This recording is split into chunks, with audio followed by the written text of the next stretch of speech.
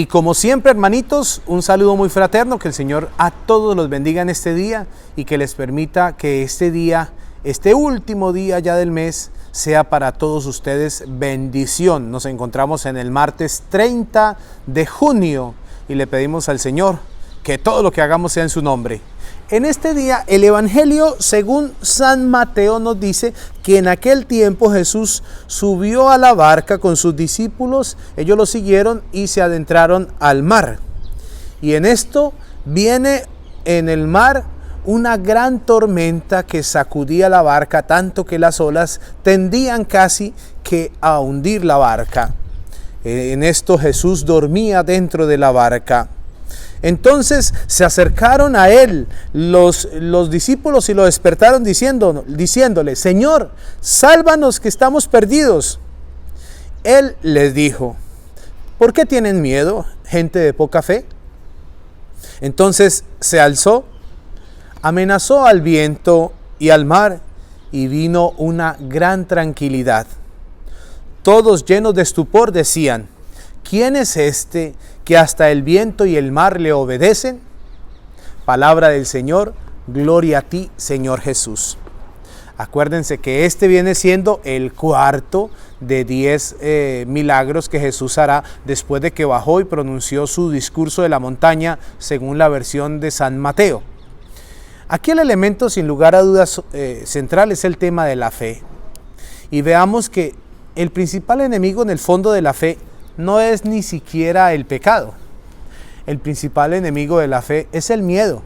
Es el miedo ante alguna situación que nos golpea, como esas olas que golpeaban la barca. Esa barca la podemos entender quizá como nuestra vida. Puede ser la barca de nuestra vida. A nivel eclesial pensamos que la barca es la iglesia, los apóstoles dentro. Pero sobre todo, en esa barca que puede ser o tu vida, mi vida, o la iglesia, o la familia, o el mundo, como queramos interpretar esa barca bajo estos aspectos, siempre lo que queda claro es que Jesús va dentro de la barca. Y esas grandes olas es lo que nos golpea, los problemas que no faltan, las situaciones difíciles que ciertamente nos preocupan, las enfermedades que no faltan, ya sea de nosotros o de nuestros seres queridos, las situaciones de confrontación con otras personas, de la casa, del trabajo, del estudio, situaciones de riesgo que también pasamos y algunas situaciones que nos desafían y que fueran mucho más grandes incluso que nuestra capacidad. Y ahí viene el enemigo de la fe y de la confianza, que es el miedo. El miedo hace que muchas batallas se pierdan antes de haberlas iniciado. Por miedo se frenan muchos proyectos.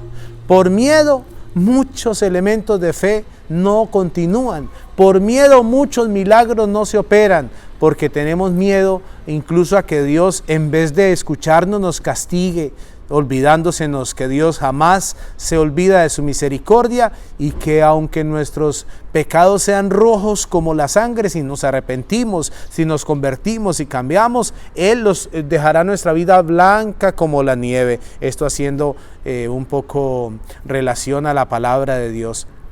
Hermanos, la fe, la confianza en Dios, Él va dentro de la barca. A mí me llama la atención aquí que cuando vienen estas olas que estaban muy duras, ciertamente estaba bien difícil la situación, porque los problemas normalmente son duros, por más insignificantes que a veces parezcan los problemas, las situaciones de enfermedad, de confrontación, de dolor, son duras, son difíciles, eso es real, pero más fuerte tiene que ser nuestra fe y sobre todo la confianza en el Señor. Él está en la barca. ¿Qué será que yo no lo escucho?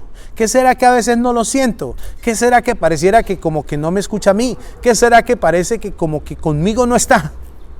Sí, está ahí. Quizá duerme, pero está ahí.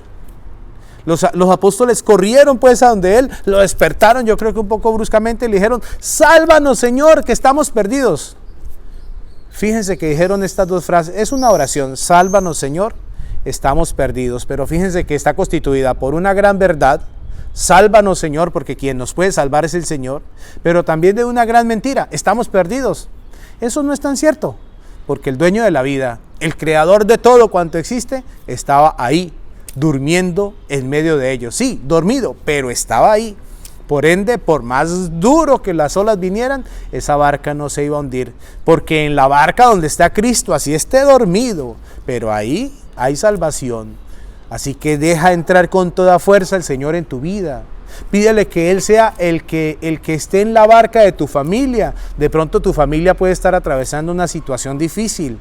Y es el momento de decirle, Señor, pues nos acogemos a tu amor y te consagramos la barca de nuestra familia. O te consagramos la barca de nuestro país, que es guiada por los gobernantes. Señor, asístelos, ilumínalos, para que lleven nuestro país por donde tiene que ser. Aleja todo espíritu de corrupción, de maldad. Esas son cosas que debemos pedir también, que nuestro país está golpeado y el mundo, la barca del mundo toda, está golpeada por esta pandemia del coronavirus. El Papa el 27 de marzo decía en la oración Urbi et Orbi, en aquella bendición decía, todos estamos en la misma barca. Sí, es verdad, no son diferentes barcas como algunos quieren hacer ver, no, es la misma barca. Lo que pasa es que algunos estamos en una parte y otros en otra parte de la barca y a veces nos desinteresamos de los que están de pronto en la parte más difícil de la barca, pero estamos en la misma barca. Y en esa barca reina Cristo. Así Cristo pareciera que no está porque está dormido, pero cuando Él se despierte, porque se va a despertar, nos traerá bendición y gloria.